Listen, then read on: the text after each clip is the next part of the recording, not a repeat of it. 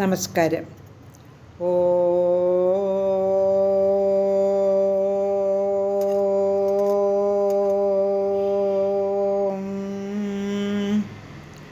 ഓ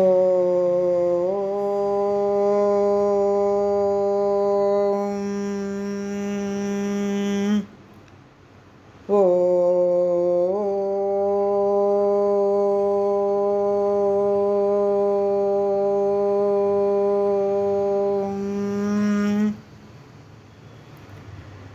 സർവമംഗളമംഗല്യേ ശിവേ സർവാർത്ഥസാധികേ ശരണ്യേ ത്രയംബകേ ഗൗരി നാരായണി നമോസ്തുതേ. ഓം മഹാദേവ്യൈ നമഃ.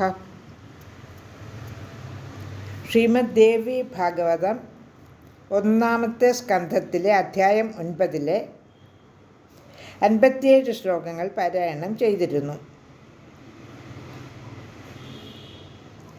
വിഷ്ണുവും മധുകൈടഭന്മാരും കൂടെ 5000 വർഷത്തിൽ പരെ യുദ്ധം ചെയ്തിട്ടും ആർക്കും ജയമുണ്ടായില്ല. അപ്പോൾ ദേവിയെ പ്രാർത്ഥിച്ച് വിഷ്ണു സഹായം അഭ്യർത്ഥിക്കുന്നു.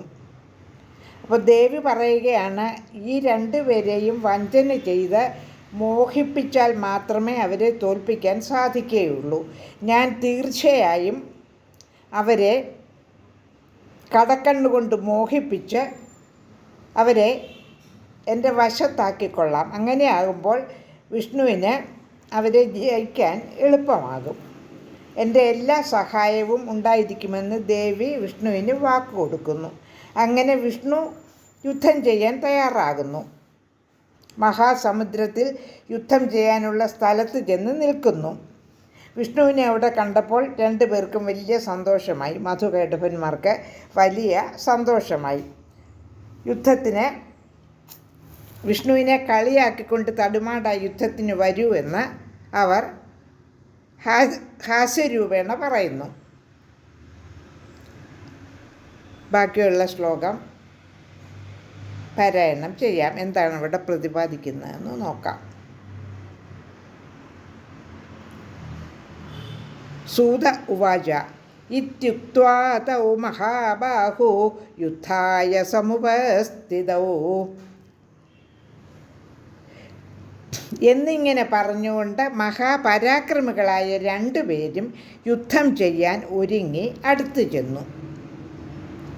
ശ്ലോകം 58. വീക്ഷ്യ വിഷ്ണുർജഘാനാശു മുഷ്ടിനാത്ഭുതകർമ്മണ താവപ്യതിബലോന്മത്തൗ ജഘ്നതുർമുഷ്ടിനാ ഹരിം. അടുത്തു വന്നപ്പോൾ തന്നെ വിഷ്ണു മുഷ്ടി ചുരുട്ടി അവരെ അത്ഭുതകരമായി പ്രഹരിച്ചു. അതിപരാക്രമശാലികളായ അവരും മുഷ്ടി കൊണ്ട് വിഷ്ണുവിനെ ഇടിച്ചു. ശ്ലോകം 59. ഏവം പരസ്പരം ജാതം യുദ്ധം പരമദാരുണം യുധ്യമാനൗ മഹാവീര്യൗ ദൃഷ്ട്വാ നാരായണസ്തദാ. അങ്ങനെ അവർ തമ്മിൽ അതിഭയങ്കരമായ പോര് നടന്നു. പരാക്രമശാലികളായ അവർ തീരെ തളർച്ചയില്ലാതെ യുദ്ധം ചെയ്യുന്നത് കണ്ട വിഷ്ണു അപ്പോൾ എന്തു ചെയ്തു എന്ന് നോക്കാം. ശ്ലോകം 60. അപശ്യത് സമ്മുഖം ദേവ്യ കൃത്വാ ദീനാം ദൃശം ഹരിഃ തം വീക്ഷ്യ താദൃശം വിഷ്ണും കരുണാരസംയുതം. തീരെ തളർച്ചയില്ലാതെ അവർ യുദ്ധം ചെയ്യുന്നത് കണ്ട വിഷ്ണു ദേവിയുടെ നേർക്ക് ദയനീയമായി നോക്കി. വിഷ്ണു അത്യധികമായ സങ്കടാവസ്ഥയിൽ പെട്ടിരിക്കുന്നതായി ദേവിക്ക് മനസ്സിലായി.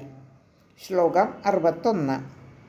ജഹാസാതീവതാമ്രാക്ഷി വീക്ഷമാണാ തദാസുരൗ തൗ ജഘാനകടാക്ഷൈച്ഛ കാമബാണൈരിവാപരൈഹൈ. തുടുത്ത കണ്ണുകൾ കൊണ്ട് അസുരന്മാരെ നോക്കി ഒന്ന് മന്ദഹസിച്ചു. കാമബാണതുല്യങ്ങളായ കടാക്ഷങ്ങൾ കൊണ്ട് ദേവി അവരെ നിർഭയം പ്രഹരിക്കുകയും ചെയ്തു. ശ്ലോകം 62. മന്ദസ്മിതയുതൈ കാമം പ്രേമഭാവയുതൈരനു ദൃഷ്ട്വാ മുമുഹതു പാപൗ ദേവ്യാ വക്ത്രം വിലോകയൻ. മന്ദസ്മിതവും പ്രേമഭാവവും കൂടിച്ചേർന്ന ഉന്മത്തമായ ദേവിയുടെ മുഖം വീക്ഷിച്ച ആ പാപികൾ ഇരുവരും മോഹവിവശരായി തീർന്നു. ശ്ലോകം 63. വിശേഷമിതി മന്വാനൗ കാമബാണാതിപീഡിതൗ വീക്ഷമാണൗ സ്ഥിതൗ തത്ര താം ദേവീം വിശദപ്രഭാം. അവർക്ക് ആ കടാക്ഷം അതിവിശേഷമായി തോന്നി. അതുകൊണ്ട് കാമപീഡിതരായി അവർ തേജോമയായ ദേവിയെ നോക്കിക്കൊണ്ട് അവിടെ തന്നെ നിന്നുപോയി. 63 ശ്ലോകങ്ങൾ പാരായണം ചെയ്ത് കഴിഞ്ഞു. അധ്യായം 9. ലോകാ സമസ്ത സുഖിനോ ഭവന്തു.